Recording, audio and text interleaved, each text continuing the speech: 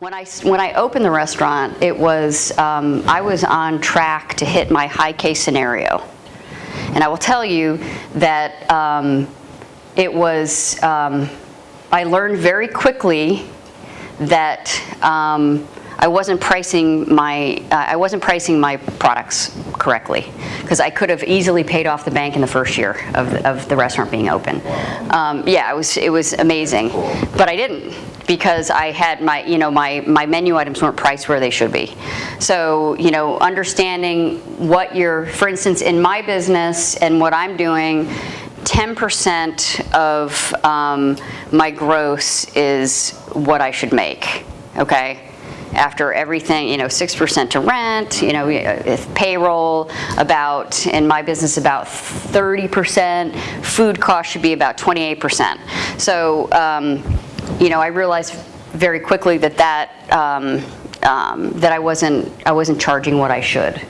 And as soon as I tweaked those numbers, it was amazing. It was amazing how much that frees things up in your mind, stress levels. Your business is always changing, and especially in this environment, people are fickle. So things, and there's rapid access to information. People change their minds very quickly. So it's something that you have to constantly be assessing and looking for ways to freshen up what you're doing, and not only for your customers, but for yourself too. I've noticed that over the years, I have to learn something new, engage in something different that ultimately ends up benefiting the restaurant. I've done a garden for the restaurant. That's a huge learning process. And there are things along the way that keep you engaged on a different level that's important. I used to offer healthcare to all my employees. Everybody knows how ridiculous healthcare is getting. I thought I have to make a decision. Do I lay people off to provide healthcare for a certain amount of people? I mean, you're in this, you're constantly in this decision-making process of choosing the lesser of two evils. And for me, if I lay people off, I'm contributing to the problem that we're in right now. There's people collecting unemployment if I do that. There's people that, it leads to self-esteem issues, other, psychosocial issues that, I'm not interested in, contributing to. And if I can tighten up,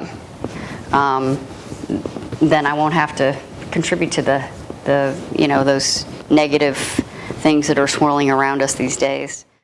Years ago, I was thinking, I wrote this franchise plan. I was going to do other restaurants, and I realized, that's not what this is all about. I don't need to get rich off this. Somebody said to me a couple months ago, they said, back in the 40s and 50s when you started a small business, you started it, you made a decent living, you supported your family, but you didn't set out to make a killing.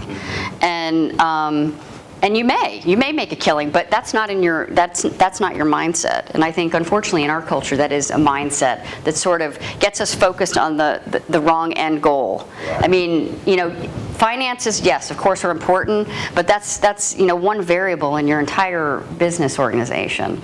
And it's it's super important to look at it holistically. You need to create a good working environment, someplace where people want to be every day and they're enthusiastic about what you're doing.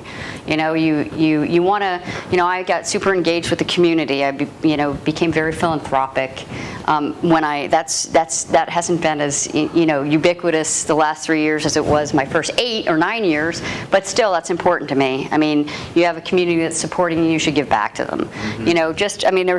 There are other variables that are important, and I think if you solely focus on money, it's not going to be fulfilling, and you're never going to have enough.